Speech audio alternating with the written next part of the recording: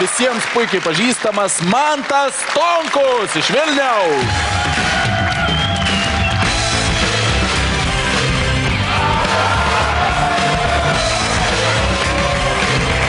Sveikas, Mantai. Labas vakaras. Čia yra žmogus su vaiko veidu, man patinka. Sveiki, šizofrenija vėl čia.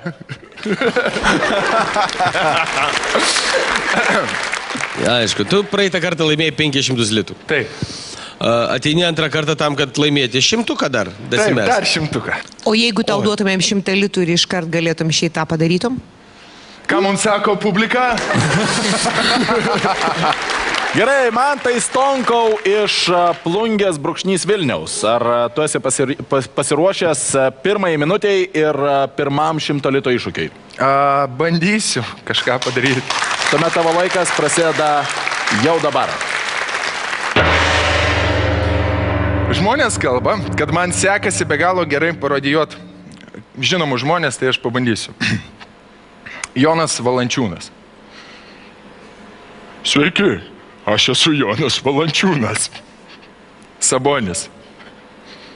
Sveiki, aš esu Arvydas Sabonis. Violeta Mičiulienė. Sveiki, aš esu Violeta Mičiulienė.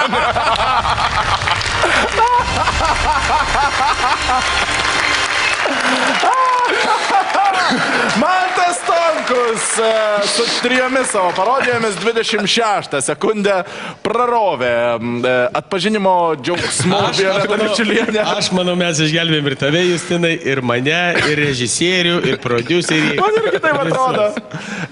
Mantas Stonkus laimi pirmą 100 litų. Man reikia kažką savyje keisti, aš supratau. Ne, vis tiek pradinė krepšinio mokykla, jinai atsiliepė. Jo. Aš tau siūlau pasimti 100 litų ir keliauti namo labai smarkiai praturtėjus. Aš pabandysiu dar vieną jokelį. Gal dar vieną minutę. Mantas Stonkus ima antrąją minutę, rizikuodama savo jau turimais 100 litų, tam, kad išloštų 200 litų. Jo laikas prasideda nedelsiant. Anąkart pasakojau, kaip maža mergaitė žemaitukė pasakoja pasakas, o dabar realus įvykis, kaip girtas žemaitis prie parduotuvės mane pagavęs pasakoja anekdotą. Agi, žinadu, tas var pagrylis, gatavas kolonžė, bet čia sėdi mašin. Vara, žiūr, policininkas, tas tu, gatavas, išleid, įvo.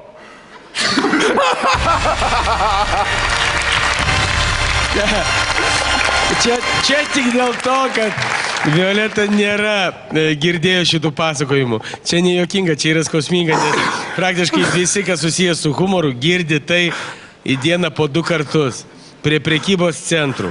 Taip. Ir svarbiausia, kaip tu kur nors skubi ir tave...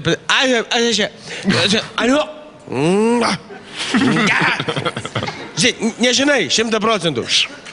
Žiūrėk, grįžta vyras namo, o žmona su meilužiu.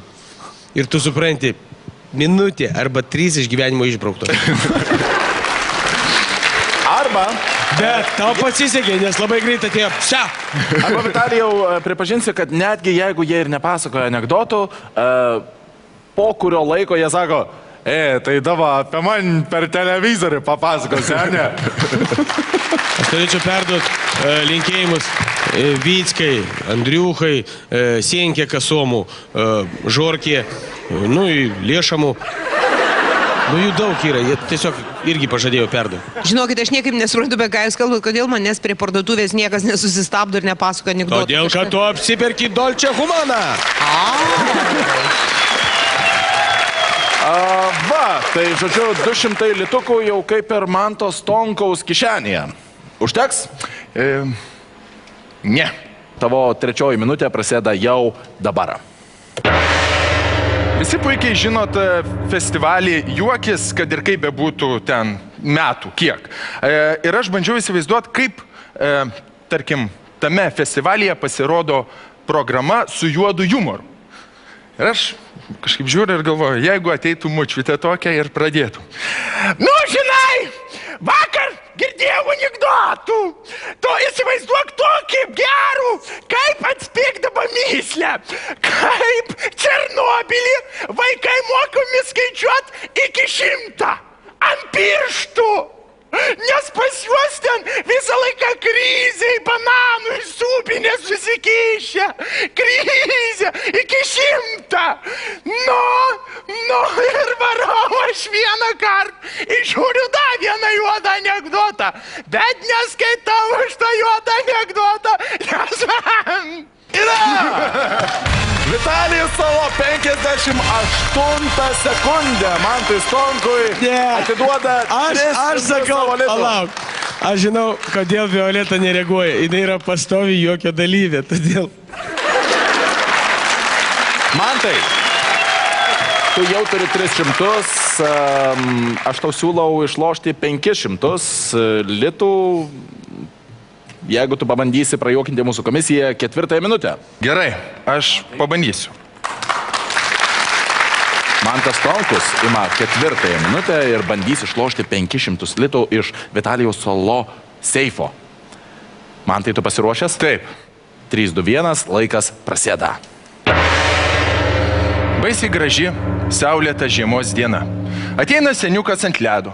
Atsisėda, pasideda savo visus reikmenį žvejybos. Išsigręžia eketę. Ledas skaidrus. Juodas matosi vanduo. Žuvytės gal kažkokios. Pamerkia jis tą meškerį. Sėdi, bimbina. Žiūri po ledu taip. Briedis varo. Seniukas pasilenkia prie eketės. Šaukia, briedi, briedi, nesušalsi. Briedis, ne, aš su dviračiu atvariau. Nu, tipo, briedžiai po vandeniu. 42 sekundę.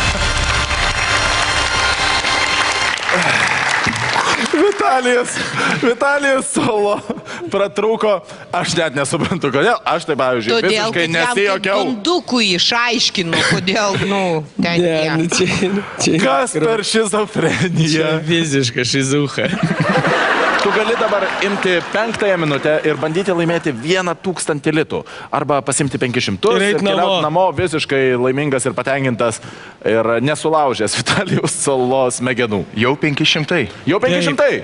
Užtenka. Mantas Stonkus iš Plungės brūkšnys Vilniaus. Prajuokink mane, laimėjo 500 litų. Pasveikinkime jį.